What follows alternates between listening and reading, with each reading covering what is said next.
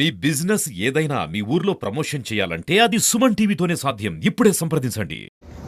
Elections ఏదైతే ప్రతి 5 సంవత్సరాలకి మనం ఎలక్షన్స్ జరుపుకుంటామో ఈసారి జనరల్ ఎలక్షన్స్ 2024కి సంబంధించి మే 13న ఎలక్షన్ డే అంటే పోల్ డేగా మనకి ఎలక్షన్ కమిషన్ ఆఫ్ ఇండియా వారు మనకి నిర్ధారించారు. అయితే మనం చూస్తాము ఓటర్ లిస్ట్లో గత సంవత్సరం నుంచి మనం స్పెషల్గా చూస్తూ ప్రతి ఒక్కరికి కూడా ఓటు నమోదు కార్యక్రమం అవగాహన సదస్సులు అనేది పెట్టుకోవడం జరిగింది. అందరినీ కూడా ఓటర్గా నమోదు చేసుకోవడానికి అన్ని చర్యలు తీసుకున్నాము. మన జిల్లాలో ఇప్పటి వరకు 16,50,000 మంది ఓటర్లుగా నమోదయ్యి ఉన్నారు. అయితే రాజమండ్రి పార్లమెంటరీ కాన్స్టిట్యుయెన్సీలో 7 నియోజకవర్గాలు ఉన్నాయి. ఇందులో మనం గత ఎలక్షన్స్లో ఉన్న పోలింగ్ పర్సెంటేజ్ చూసుకున్నా కూడా రూరల్లో అధిక శాతం పోలింగ్ పర్సెంటేజ్ నమోదవుతుంది, అర్బన్లో తక్కువ నమోదవుతుంది.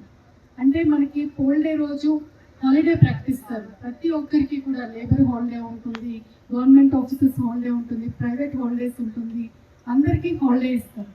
అంటే హాలిడే ఎందుకు ఇస్తారంటే వారి పోలింగ్ బూత్కి వెళ్ళి వారి ఓటు హక్కు వినియోగించుకోవాలనేది హాలిడే ఇస్తారు. కానీ ముఖ్యంగా అర్బన్ ఏరియాస్లో ఎలా అయింది అంటే ఆ రోజు హాలిడే ఇచ్చారు, ప్రశాంతంగా ఇంట్లో ఉన్నాము, బయటకు ఎందుకు వెళ్ళాలి అనేది అందరూ భావన ఉంటుంది. అందుకనే మనకి ఓటింగ్ పర్సెంటేజ్ కూడా తగ్గుతూ ఉంది.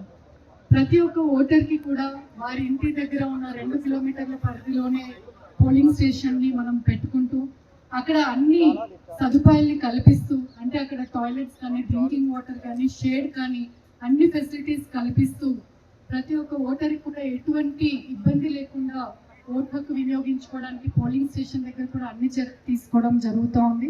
కాబట్టి ఓటర్లందరూ కూడా మనం మన హక్కుల్ని ప్రశ్నిస్తాం. అయితే హక్కుల్ని ప్రశ్నించాలంటే ఫస్ట్ మనము మన ఓటు హక్కుని వినియోగించుకోవాలి. కాబట్టి అందరూ ముందుకి వచ్చి మే 13న వారి ఓటు హక్కు వినియోగించుకోవాలని కోరుకుంటున్నాను.